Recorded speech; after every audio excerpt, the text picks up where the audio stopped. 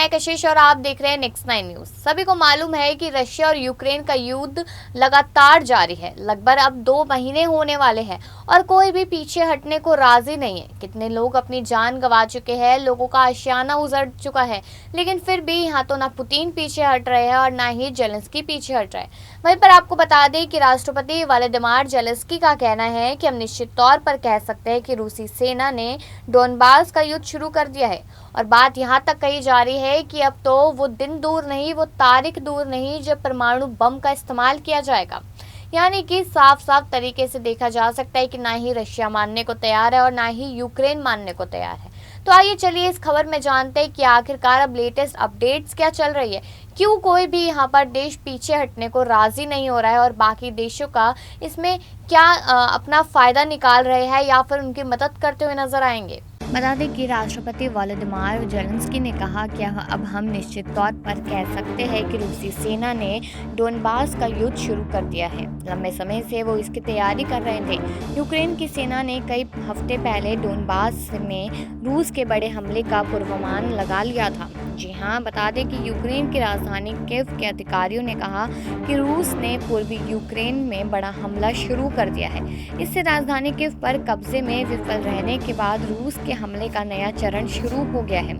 आने वाले हफ्तों में रूस का सैन्य अभियान पूर्वी यूक्रेन के डोनबास क्षेत्र पर दोबारा से केंद्रित होगा। रूस समर्पित अलगाववादियों ने इसे आंशिक रूप से 2014 से अपने नियंत्रण में ले लिया था। यूक्रेन के राष्ट्रपति व्लादिमीर जेलेंस्की ने टेलीग्राम पर कहा कि अब हम निश्चित तौर पर कह सकते हैं कि रूसी सेना ने डोनबास का युद्ध शुरू कर दिया है। लंबे समय से इसकी तैयारी कर रहे थे। आगे उन्होंने कहा कि इससे कोई फर्क नहीं पड़ता कि कितने रूसी सैनिकों को यहाँ लाया गया है, हम लड़ेंगे और हम अपनी रक्षा भी करेंगे। इस तरीके की बात कही और इस बड़े अपेक्षित हमले से पहले यूक्रेन अधिकारियों ने डोनबास के लोगों को पश्चिम की ओर बचकर निकल जाने को कहा था।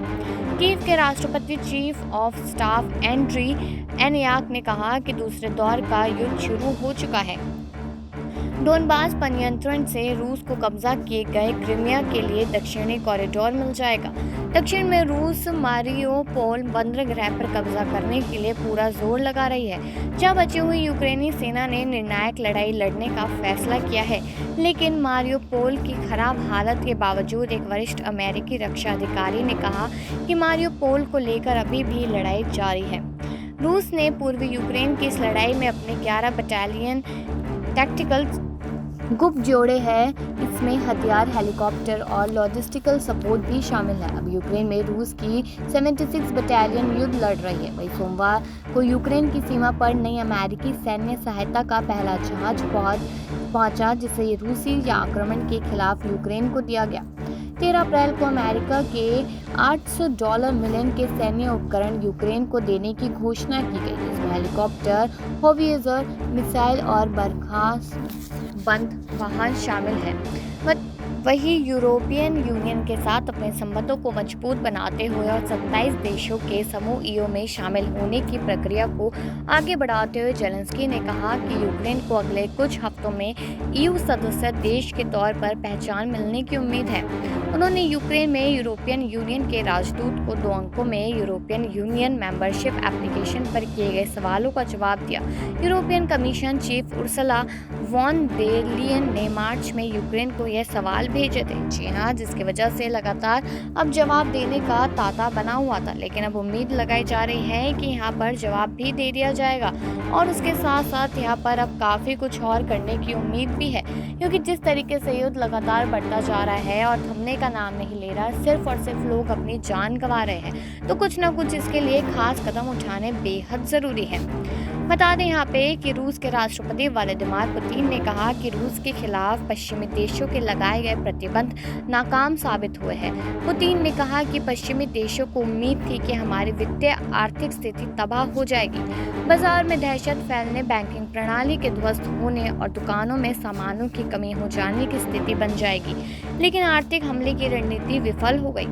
पुतिन ने कहा कि रूबल मजबूत हुआ है और देश ने इस वित्त वर्ष की पहली तिमाही में $58 अरब का ऐतिहासिक उच्च व्यापार अभिशेष दर्ज किया है। यूक्रेन के खिलाफ युद्ध की शुरुआत करने के बाद से पहली बार रूस के राष्ट्रपति व्लादिमीर पुतिन ने स्वीकार किया कि इस लड़ाई की वजह से पश्चिमी देशों ने जो प्रतिबंध लगाए हैं उससे रूस की अर्थव्यवस्था को नुकसान पहुंचा है। हालांकि उन्होंने यह भी कहा कि अर्थव्यवस्था पटरी पर आने लगी है। इस जंग की वजह से पश्चिमी देशों ने रूस पर कई सख्त प्रतिबंध भी लगाए हैं। यूक्रेन के अधिकारियों का कहना है कि रूस ईस्टर डे पर ऑर्थोडॉक्स चर्चा पर हमले की तैयारी कर सकता है। उधर इससे पहले रूसी मीडिया में दावा किया गया था कि 24 अप्रैल को ऑर्थोडॉक्स ईस्टर पर यूक्रेन अपने ही कुछ क्षेत्रों पर गोलाबारी करने की तैयारी कर रहा है। जी हाँ, जिसकी वजह से काफ़ी ही कुछ खराब होता जा रहा था और यहाँ पर पुतिन भी लगातार कुछ न कुछ कहते नजर आ रहे हैं। यूक्रेन की सिक्योरिटी एंड डिफेंस काउंसिल ने इसे लेकर कहा कि इस बात का संकेत हो सकता है कि यूक्रेनी बलों को बदनाम करने के लिए हो सकता है और रूस इस तरह के हमलों की तैयारी कर रहा हो। यूक्रेन की स्टेट बोर्ड गार्ड सर्विस ने कहा कि 24 फरवरी से अब तक 10 लाख से अधिक लोग यूक्रेन लौट चुके हैं। प्रवक्ता अंत्यो डेमेंचको ने कहा कि युद्ध की शुरुआत होने के बाद 16 अप्रैल को पहली बार यूक्रेन लौटने वालों की संख्या देश छोड़ने वालों से अधिक रही है। तो वही, लेकिन जिस तरीके से मामला नहीं रुक रहा है, लगातार बढ़ता जा रहा है, तो ऐसा लग रहा है कि अब वो शायद तारीख दूर नहीं, वो दिन दूर नहीं जब यहाँ पर रूस की तरफ से परमाणु बम छोड़े जाएंगे। क्योंकि बता दें कि यहाँ पर पुतिन ने पहले भी कहा था कि परमाणु बम ही आखिरी सुझाव है, आखिरी हथियार है। अगर परमाणु बम छूटता है तो उससे सिर्फ रूस और यूक्रेन को ही नहीं, बाकी उनसे जो आसपास देश उनके जुड़ते हैं उन सबको बाहरी नुकसान हो सकता है। और सभी को मालूम है कि जो परमाणु बम फूटता है तो उसका सबसे बड़ा एग्जाम्पल हिरोशिमा और नागासाकी है और आज तक इस चीज़ का असर देखने को मिल रहा है। तो यहाँ पर अगर रूस और यूक्रेन इस परमाणु बम का इस्तेमाल करते हैं तो यहाँ पर सिर्फ उन्हीं को नहीं, उनके देश के लोगों को और साथ ही साथ उनके आसपास के पड़ोसी देशों को भी बहुत बड़ा नुकसान उठाना पड़ सकता है। और आने वाले समय की भी बात कर ली जाए तो ये चीज़ हमेशा ही चलती रहेगी और कितनी बीमारियां हो जाती परमाणु बम को लेकर ये सभी को अच्छे से मालूम है,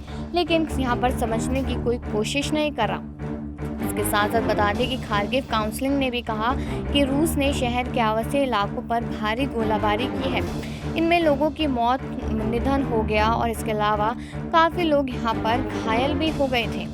रूस की सरकारी टीवी पर एक वीडियो प्रसारित किया गया था जिसमें कथित तौर पर पकड़े गए ब्रिटिश नागरिकों को दिखाया गया। इनकी रिहाई के बाद ब्रिटेन के प्रधानमंत्री बोरिस जॉनसन ने वार्ता की मांग की। हमने देखा ही है कि कितनी बार वार्तालाप हुई है, कितनी बार बातचीत करने की कोशिश की गई है, कितने दौर की बातचीत हुई, लेकिन फिर भी कोई इसका रिजल्ट नहीं निकलता है, जिसकी वजह से और ज़्यादा यहाँ पर एक दूसरे में आक्रोश आ जाता है। तो वही, जैसे कि आपने इस रिपोर्ट में सुना ही कि ऐसी बहुत सारी कंट्रीज है जो लगातार यहाँ पर सिर्फ और सिर्फ अपना फायदा देख रही है, वो चाहे अमेरिका हो या फिर और कोई भी देश हो। यहाँ पर पुतिन ने साफ कह दिया था कि हम परमाणु बम तो पहले ही उठा लेते, लेकिन कहीं ना कहीं भारत की वजह से, भारत के साथ हमारे जो रिश्ते हैं उनको सोचते समझते हमने ये कदम नहीं उठाया। लेकिन जिस तरीके से जेलेंस्की भी मानने को तैयार नहीं है और यहाँ पर सिर्फ और सिर्फ तबाही का मंजर बना हुआ है, तो उसको देखते हुए हमें ये बड़े कदम उठाने ही पड़ेंगे। जहाँ पर एक तस्वीर भी वायरल हुई थी पुतिन की, जब वो एक ब्रीफकेस लेकर जा रहे थे, तो तब भी सोचा गया था कि परमाणु बम के लिए ही हो रहा है, लेकिन शायद वो ऐसा कुछ नहीं था। अब इंतजार इस चीज़ का करना है कि क्या ये मामला, ये युद्ध अब ठहर जाता है या फिर इसका आखिरी पड़ाव से परमाणु बम ही होगा। अब आपकी क्या राय है इस चीज़ को लेकर, कमेंट सेक्शन में ज़रूर बताएं और बाकी खबरों के लिए बने रहिए नेक्स्ट 9 न्यूज़।